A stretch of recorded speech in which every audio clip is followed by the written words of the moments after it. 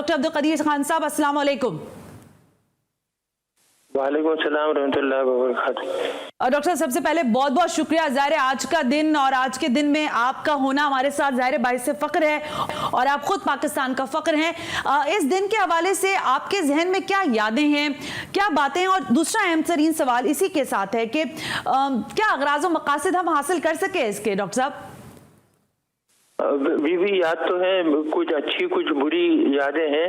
अच्छा। क्योंकि देखिए जितनी मेहनत की थी मेरे साथियों ने, और मैंने वो इसलिए की थी कि मुल्क को नाकाबिल तस्कीर दिफा दे दें ताकि लोग जो है ऊपरा जो है वो फिर तालीम और लोगों की फलाही कामों के लिए तवज्जो दें। लेकिन बदकिस्मती ये नहीं हुआ, ना ही इसका कोई फायदा आवाम को पहुंचा और ना ही हमें पहुंचा और ना ही उम्मत इस्लामिया को पहुंचा। बात तो हो गई, अब वो बम बना भी दिए, बम फोड़ भी दिए, लोग दूरी दुनिया ने देख लिया कि हमारे पास एटमी कुव्वत है। लेकिन आप देखिए कि आवाम को कोई फायदा नहीं हुआ।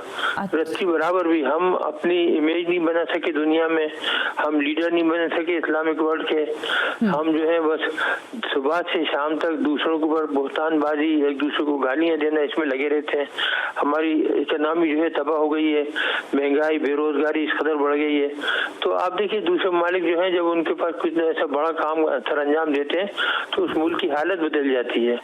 हमारे सब कुछ नहीं हुआ। इतनी मेहनत की, भुट्टो साहब बेचारे इस प्रोग्राम शुरू कर गए, अल्लाह पाक उन्हें जन्नत नसीब करे।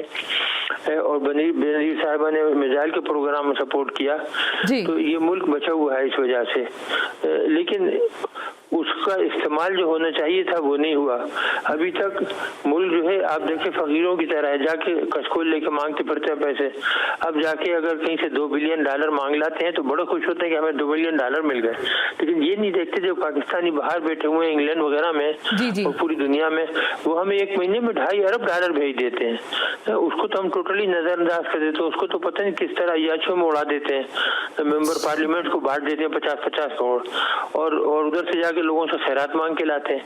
अवाम की जो हालत है वो कभी इस मुल्क में कभी नहीं हुई थी जब से बना है। महंगाई, बेरोजगारी, हर चीज जो है, लोग तबाह हैं बेचारे।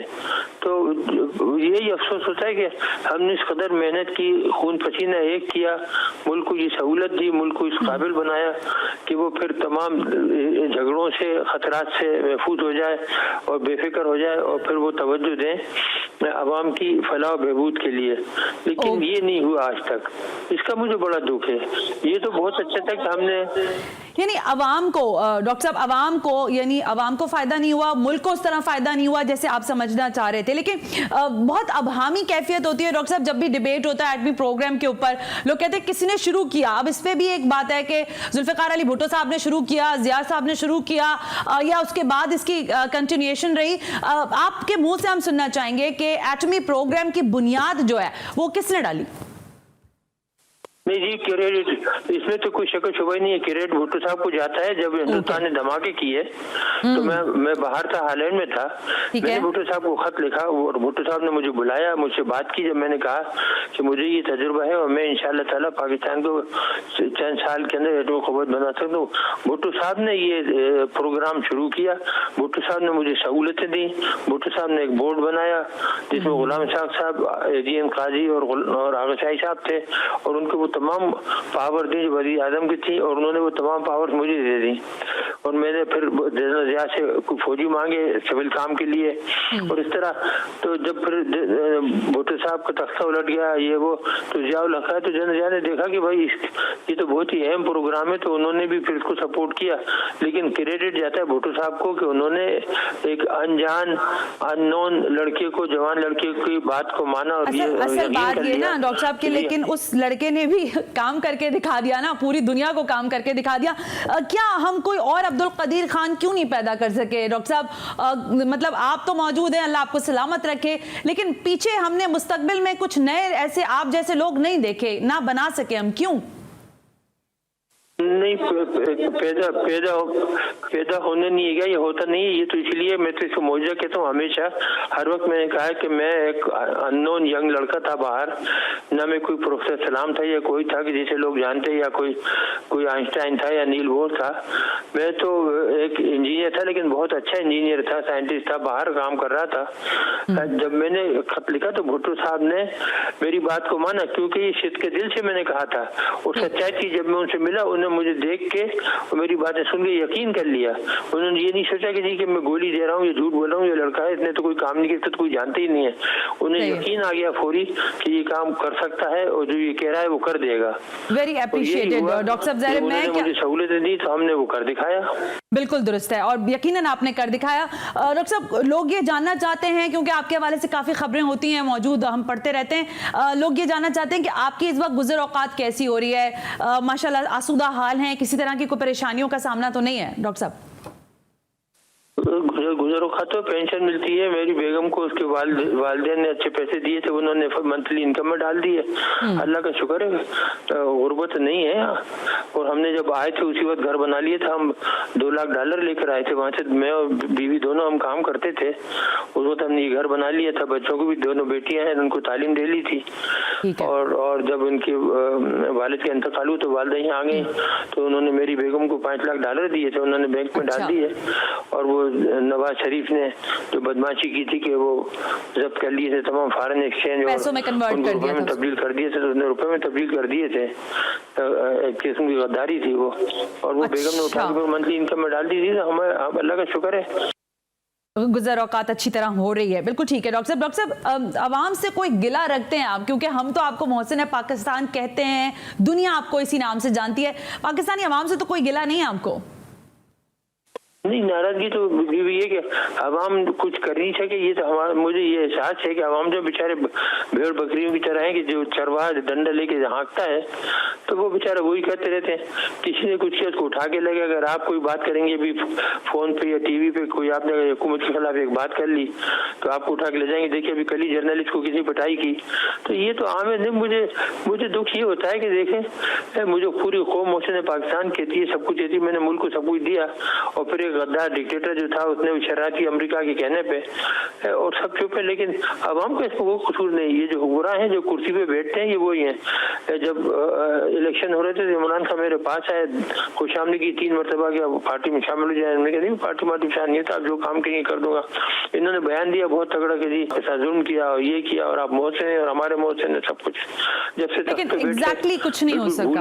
हम ठीक डॉक्टर साहब, मैं आपकी बात समझ गई। डॉक्टर साहब, एक सवाल है लोगों के जहन में, आपने जमात शुरू की अपनी और काफ़ी अच्छी तरह से वो शायद चल भी सकती थी, सियासी जमात तहरीक तहफ़्फ़ुज़ पाकिस्तान के नाम से, ख़त्म क्यों कर दी? नहीं, चर्च की तो बात नहीं थी। बहुत ही देखिए, मैं इस काबिल नहीं था कि मैं जा के तकरीरें करता, सड़कों पे जाता। इसके लिए तो बड़ा जरूरी काम है। इसके लिए आपको झूठ बोलना चाहिए, आपको चोर होना चाहिए, आपको डाके होने चाहिए, पैसे कहीं से चोरी करके जमा करके रखे हैं, तो तखोरी कह रहे हैं जो भी है ये वगैरह वगैरह। तो मेरे उससे काम मैंने सोचा था कि ऐसा बना के कुछ लोगों को इकट्ठा करें एक प्लेटफार्म पे, और फिर इनसे कहें कि उन लोगों की मदद करो जो अच्छे हो। यही मैंने मशवरा दिया था सबको कि जो अच्छे लोग उनका। लेकिन अच्छे लोग बेचारे कहाँ आ सकते हैं? अगर कोई भी यहाँ अच्छे से अच्छा, बड़े से बड़ा शख्स भी खड़ा हो जाए इलेक्शन में तो उसकी जमानत जब्त हो जाएगी, हार जाएगा। यहाँ चोर उचक्का लचंबा लफंगा वही जीतेगा जिसके पास पैसे हैं, जिसने चोरी से पैसे किए हैं। सियासत करना डॉक्टर साहब, आपके मुताबिक सियासत करना शरीफों का काम नहीं है, जैसे आप मुझे बता रहे हैं। डॉक्टर साहब, कोई पछतावा है जिंदगी में? अभी पछतावा भी ये है कि बेगम ने और हमने दोनों ने मुत्तफ़क़ा फैसला किया था कि इस मुल्क की जो सलामती है वो खतरे में है। और हम दोनों ने मिलकर ये फैसला किया था। जब भुट्टो साहब ने मुझे रिक्वेस्ट किया, हम तो छुट्टी पर आए थे जी सिर्फ चंद कपड़े लेके। तो जब भुट्टो साहब ने मुझे रिक्वेस्ट किया कि वापस ना जाएं, मैंने उनसे रिक्वेस्ट की कि मुझे 3 महीने के लिए चले जाने, मेरे वहाँ कागजात हैं, सब कुछ वो ले आऊंगा। उन्होंने नहीं, डॉक्टर साहब आपने ये काम किया, आपको आता होगा, याद होगा। अब वो बहुत बड़ी बात थी, उन्होंने ट्रस्ट किया। मैंने बेगम से कहा, बेगम का ठीक है, अगर वो कहते तो रुक जाते हैं हम। अच्छा, हम रुक गए। हमें 6 महीने के बाद तनख्वाह मिली 3000 रुपए, 6 महीने के बाद। और 25 बरस के बाद जब हमने दर्जनों एटम बम बना दिए, मिसाइलें बना दी, सब कुछ बना दिए, तो हमारी पेंशन थी 4,467 रुपए। समझा? तो ये बातें हैं। तो हमें दुख ये है कि हमने इतना कुछ किया, अपनी जिंदगी कुर्बान कर दी, हमारे खानदानी लाइफ कुर्बान कर दी, और फिर हमारे साथ ये सलूक किया अमेरिकनों के कहने पे। और फिर भी जो है, जो हुक्मरान आते हैं, जो भी आए, वो नवाज शरीफ आया और जरदारी आया, वो भी अमेरिका के पिट्ठू थे, और ये जो बैठे ये भी अमेरिका के पिट्ठू हैं, ये भी उनकी बात करते हैं। तो ये नहीं होता कि भाई नहीं यार, ये हमारे मोशन है, हम इज्जत देना चाहिए, करना चाहिए। नहीं, बिल्कुल ऐसा करते हैं जैसे कि हम बसते ही नहीं है। इनको बस जो मिल गया उस पे अकड़ना है। तो किस पे अकड़ना है? तुम हिंदुओं की चौकीदार होते हो उनके बंगलों पे। बिल्कुल दुरुस्त बात है डॉक्टर साहब, ये मैं आपकी बात को इंडोर्स करूंगी कि अगर पाकिस्तान एटमी सलाहियत ना होता तो न जाने आज हम कहां होते। लेकिन डॉक्टर साहब, आवाम में एक सवाल ये भी है कि पाकिस्तान एक एटमी ताकत है, क्या हम न्यूक्लियर पावर होने के साथ साथ जो इस वक्त बिजली का बहरान है, उस न्यूक्लियर एसेट को इस्तेमाल करते हुए क्या हम बिजली की जो पाकिस्तान में एक बड़ा मसला है इसको हल कर सकते थे? और आपने कोई किसी तरह का कोई मशवरा, कोई चीज भी दी इस तरह की हुकूमत को डॉक्टर साहब?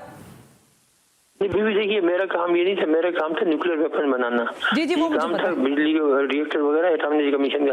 अब चाइना हमारी मदद कर रहा है। अभी उन्होंने वो कराची में रिएक्टर ऑन किया है पिछले हफ्ते, 1100 मेगावाट। तो वो चाइना से ही लेते रहे, कुछ भी करते हैं, लेकिन लगाए ना, काम नहीं करते। अभी इलेक्शन हो रहे थे तो हर एक मेंबर को 50-50 करोड़ रुपए दे दिए। अब आप जरा हिसाब लगाइए कितने अरब रुपए बांट दिए खड़े, और वो गए कहाँ? उन्होंने वो 50 करोड़ में से 1 करोड़ भी लगे भी या नहीं लगे, ये भी एक सवाल इलाके में, या अपने लोगों की मदद करने में, या सड़कें बनाने में, या कुएं खोदने में। डॉक्टर साहब, हुकूमत को कोई मशवरा देना चाहते हैं? अभी भी बहुत सारे मशवरे हैं, बहुत सारे मशवरे दिए, जवाब तक नहीं आता। क्यों जवाब क्या बात कर रहे हैं? जी हाँ, मैंने यूनिवर्सिटी का देखिए, मैं सबसे बेहतर काम कर सकता था। आला यूनिवर्सिटी बनाने का जीआई के मैंने बनाया था। जी मुल्क का सबसे बेहतर इंस्टीट्यूट है वो मैंने बनाया था जीआई के। देखिए बीबी, मैंने बर्लिन में पढ़ा था 2 साल, मैंने फिर हालैंड में पढ़ा था, फिर मैंने बेल्जियम में। हैरत अंगेज बात है। यूनिवर्सिटी ने अपने वेबसाइट पे मुझे अपना डिस्टिंग्विश्ड स्कॉलर शो किया है, नोबेल लॉरिएट के साथ मेरा फोटो लगा हुआ है। आई नो डॉक्टर साहब, लेकिन मुझे हैरत है कि ये हुकूमतें आपकी नहीं सुनती हैं। बहरहाल डॉक्टर साहब, पीटीआई की मौजूदा हुकूमत से कोई उम्मीद है आपको अच्छी? नहीं, ये तो खुद चक्करों में लगे हुए हैं, बदमाशी में। आप देखिए जस्टिस फायद ईसा के पीछे लग गए। अभी सुप्रीम कोर्ट ने फैसला कर दिया था, मामला खत्म कर दिया था। अब उनके खिलाफ 5 केसेस खड़े कर दिए हैं। इनको तो सिवाय इसके शरारत बदमाशी को और कुछ सूझते नहीं है। सुबह से शाम तक इनके मावन खुसूसी और वुज़रा जो है वो टीवी पे बैठ के बहुतानबाजी, पुरानी हुकूमत लेके 3 साल से बैठे हो। पुरानी हुकूमत जो की तो चले गए, लोगों ने छुट्टी कर दी। तुम्हें ये कहने की जरूरत है कि आज तक इसने क्या नाम है, अभी बाइडेन ने या बोरिस जॉनसन ने, किसी ने कहा या मैक्रोन ने कि जी पिछली हुकूमत ने ये गलत काम किया था?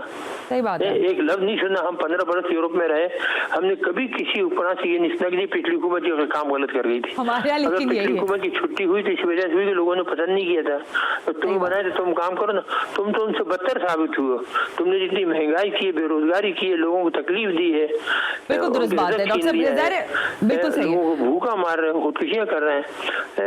ये क्या इनको कोई निश्चित कर सकता है? ये क्या करेंगे? डॉक्टर साहब, ये मुझे बताएं ना फिर कि कोई पैगाम देना चाहते हैं? आज का दिन अहमियत का हामिल है, आपकी मौजूदगी का फायदा आवाम को क्या पैगाम देंगे मोहसिन पाकिस्तान? मैं ये पैगाम दूंगा सब कि सब भूल जाए कि हुक्मरान कैसे हैं और चोर हैं और क्या है। सच बोलें।